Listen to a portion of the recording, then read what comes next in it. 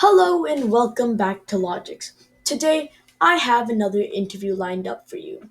This interview is not like any of the other interviews because we do not have a lawyer or someone who is in the middle of law school. Today, we are looking at an ethics professor who has some experience in the law by learning it from outside, but mainly focuses on ethics. Today, we have Dr. Christian Early, who's an ethics professor who focuses on the 8 KQs, the 8 key questions. So without further ado, let's get right into it. Hello, Dr. Early. How are you today? I'm doing well. Thank you, Shiva. How are you? I'm good. Thank you for asking. Um, so today what I wanted to do was talk about your ways of how you implement ethics because you are an ethics professor and what you think about the law since Lawgics is a website where it's about law and ethics combined and the difficulties or achievements both of them together Sure. achieve. Um, so let's just get into this. My first question is what got you into ethics? Um, well, I was interested in studying philosophy, religion, and ethics. Um, and part of that had to do with how different religions um, think of the good life in very different ways. Different rituals. There are some common features, but there are a lot of differences. And I got really interested in the interplay between religion and ethics. Um, and so um, I was initially wanting to work on the problem of the diversity of religions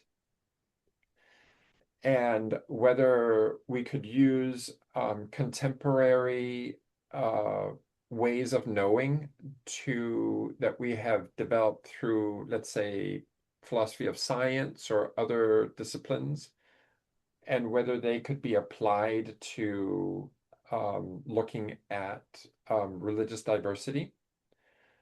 But I very quickly became aware that um, uh, uh, that was too big of an intellectual task, in part because uh, you can't just talk about religion as such. You have to think about specific instances, and even then, um, not all religions are religions have multiple not factions, but um, different strands inside them with different histories. Mm-hmm. And so the problem just became more and more and more diverse, bigger and bigger and bigger. I was trying to narrow it, but the more I studied, it got bigger and bigger and bigger. And so I eventually just sort of gave up on that question and then instead turned my attention to ethics instead. And that's what I've been working on recently with what you know as the 8 key questions. Mm-hmm. So at the end, you brought up the 8 key questions. Do you mind telling us more about the 8 key questions? Well, sure. Um, so the real inspiration for the 8 key questions came from a colleague and friend of mine who initially first suggested them, Bill Hawk, and he was trying to help his students. He's a philosopher like me, and he was just trying to help his students make better decisions in everyday life. And so he thought that if you asked yourself some questions, then you might make a better decision. So, for example, if you're going to buy a refrigerator, you could ask yourself, um, how much food does it need to be able to hold? Or for me, it was I have three boys, and so um, can it hold a Costco-sized pizza? Was a question that we asked. And it turns out not all refrigerators can hold a Costco-sized pizza. And Yeah. so it helped us um, narrow it down and get the refrigerator that would be good for us. So if you take that example and apply it to ethics, then the issue becomes, what are the questions that you should ask yourself before making a decision? Um, and Bill came up with eight, which is how we get the eight key questions. And he uses a shortening in order to help us remember them. So he thinks for clear. So for clear would be fairness, outcomes, responsibility, character, liberty, empathy, authority, and rights. And so if you ask yourself those eight questions, then you will be in a better position to make a better choice. So what I'm doing is more in the realm of practical ethics, applied ethics, you might say, in decision making, rather than theoretical ethics. But there are theoretical considerations that come up also when you're using the eight key questions. It's just a more hands-on approach. So to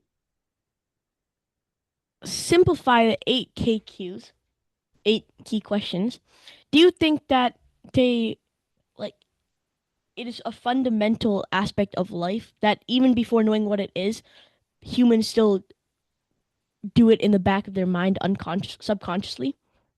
That's a great question. So there's a lot of evidence from primates and even from babies as young as probably 6 months old, certainly 9 months old and 12 months old, that they respond to fairness. So how do we know that? Well, you can do puppet plays in front of babies, and then you can ask the toddler or baby, which of the puppets do you like? And over and over again, babies prefer the puppet that was fair. So babies seem to have a preference for fairness. They did another study where in a puppet play, there were two puppets playing together and they were sharing a ball back and forth. And then one of the puppets took the ball and ran away. And then in the next scene, that puppet who took the ball and ran away was trying to open the lid of a box. And a third puppet stopped the box lid from being opened, almost like punishing Hmm. the bad puppet. Hmm.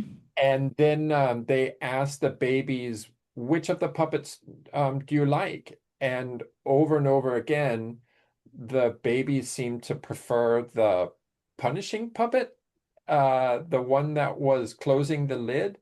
And we think that there is a rudimentary sense of fairness that babies as young as 6 months old are responding to, which is pretty amazing.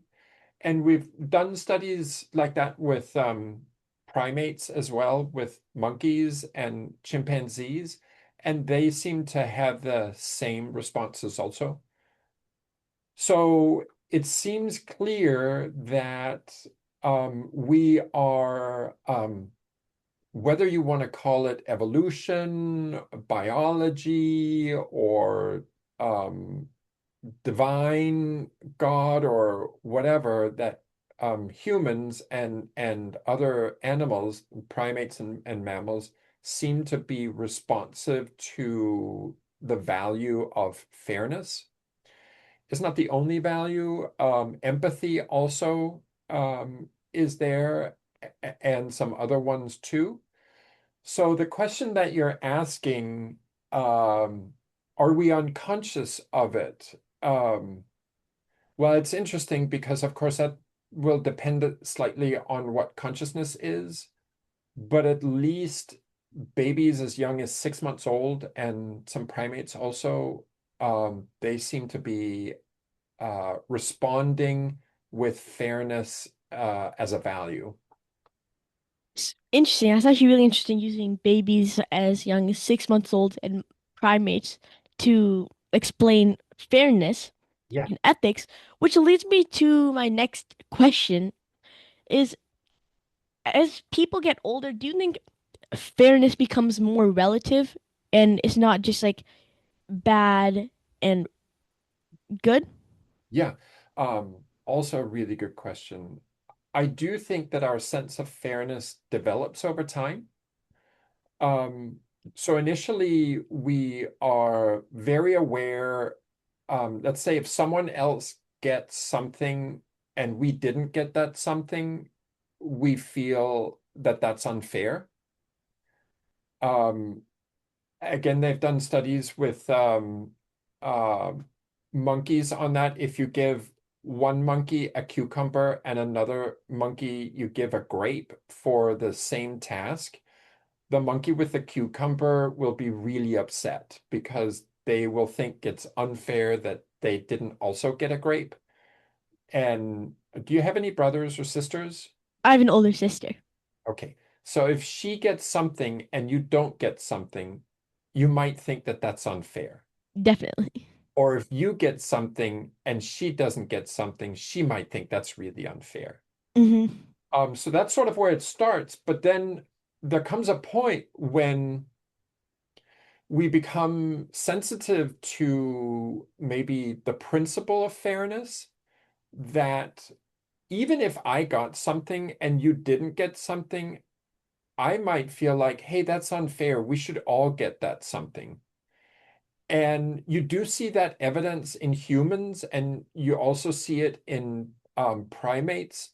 And so we think that they are actually very close to, now this is sort of later on. So the point that I'm making is that fairness has a sort of developmental track that it runs along. And we do see a more principled awareness of fairness later in development. That's actually really interesting. Now, we've been talking a lot about fairness, even between humans and monkeys. Now, this ties back to logics, which is about law and ethics. And going back on fairness being relative, how do you think the 8KQs are implemented in the law? Oh, this is a really big conversation, and um, it'll be hard to talk about in a shorter time period, but I can try to answer the question by saying, so normally when we distinguish between ethics and the law, um, the law sort of tells us the boundary of um, where we can't go, what is illegal to do, and ethics is sort of within the realm of what is legal to do. But so there is a sort of a line between what you can be prosecuted for as illegal and what you can't be prosecuted for. And ethics is over on this side, and the illegal or law is over on the other side. But it turns out that that is too easy a way to draw the line, because you can imagine a civilization or a society where the law itself is unethical. Hmm. For example, if it's discriminatory, or if it's just wrong. Then, in fact, what is legal is not ethical. And sometimes what is ethical um, and legal shouldn't be.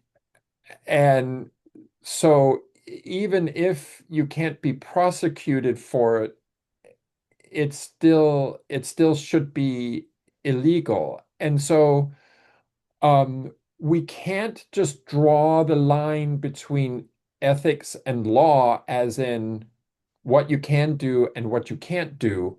We have to be more careful than that. And so what you'll notice over time, over history, that line between what is ethical and what is legal moves. And as it moves, we're continuing to ask that question. For example, should everyone get the right to vote? And where should the line be drawn? And that's a moving question, and it has to do with rights and how we think about rights, and it has to do with a lot of other things as well. So when you are asking specifically now about the eight key questions, the law does come into play with the eight key questions around the question of authority. In the four clear, that's the A in the four clear, so authority. Authority is when we appeal to codes of behavior or codes of conduct. Do you have an honors code at your school? Yes, we do. Aha. So that is something that would feature in the eight key questions when you're considering how much you can borrow from a source, for example. You might consult the honors code to see when you have to cite something or use someone else's work. And this could come up with artificial intelligence, but also a friend or anything like that, where you maybe find something online and you want to quote it and you represent it, and you forget to put quotation marks, or you don't put quotation marks around something saying, hey, these aren't my thoughts, these are someone else's thoughts. Um, and so that's where the authority question takes into account what codes are in play for the particular situation. That's such a great way to put it in short for such a long discussion. Because I've actually, in past interviews, like off camera as well, and sometimes on camera, I've asked this question how ethics and law goes together, and they've managed to explain it, but it's been going a long time. They explained it well, but you Mhm. did a great job explaining it using the eight KQs and keeping it short and simple for everybody to understand. Well, thank you so much.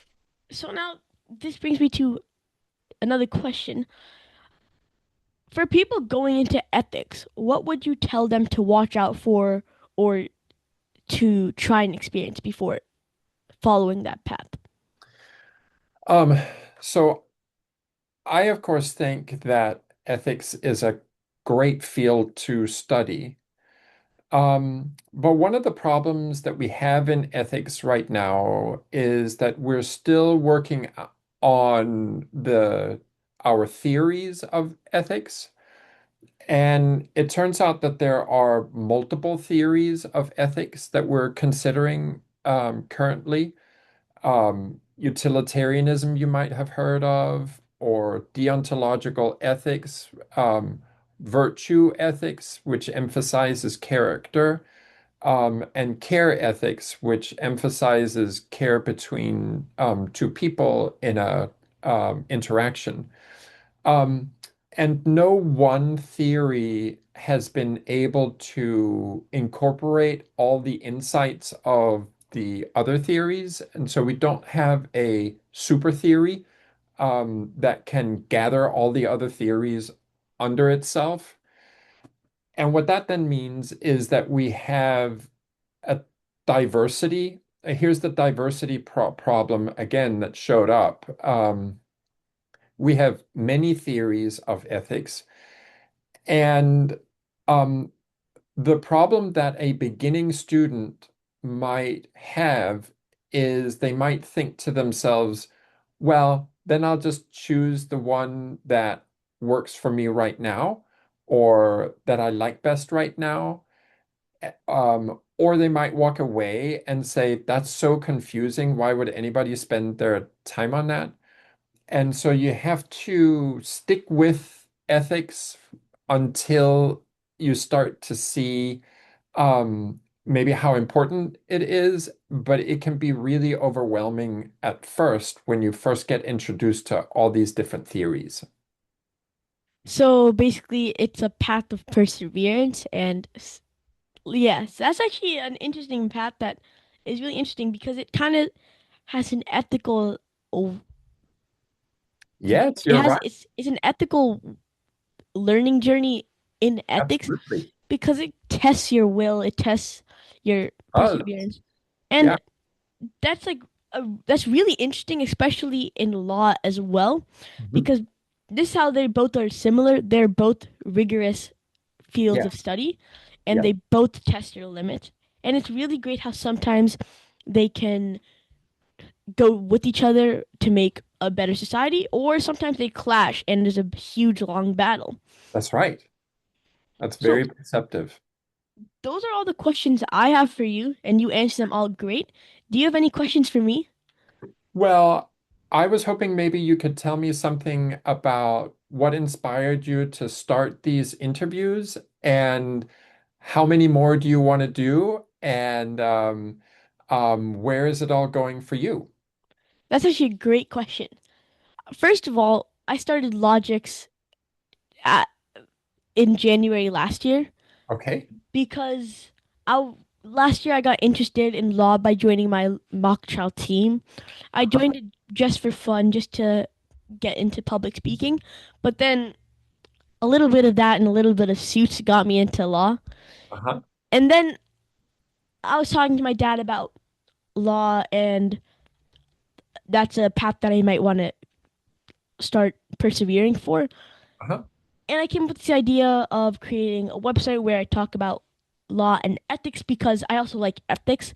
So, like thinking about theories and all that. Sure. And I created this website to document cases in the past that sometimes have ethics and law working together, or they're fighting against each other, Yeah. and a new law is created, a new policy is created for that. What a However, great idea. when I had the idea of interviews came a bit later when one of my family friends just graduated Columbia Law and was visiting us just for a weekend. And I came up with the idea to interview them for their view on law and ethics because they came all the way from India, did law there, then came to America, and then did law here. And I want to see how ethics and law were different in both places. That kind of sparked a new idea of interviews, newsletters, everything. Yeah. And and for your question of asking how many more interviews I'd like to do, I don't see there's a limit to the interviews because I'm always trying to meet new people in ethics or law or maybe Yeah. studying both and Uh-huh. getting their personal take on law and ethics. What a great project. Thank you. Thank you so much. Um yeah, that's my answer. Okay. Do you have any other questions? No, I just wanted really to know what inspired all of this. And I think it's a fun project and it's really important too. And I love that you're thinking about these things already. It just is really meaningful and valuable. Yeah, it really is. Thank you so much. It was really great meeting you and talking to you. You as I've well. I was hearing all about you a lot and I was excited to get an interview with you. Okay. And thank you so much for coming. Hopefully we can interview again. Sure. Yes. I'm always up for that. Yes, definitely. All right. All right. See ya. See you later. Bye. Bye.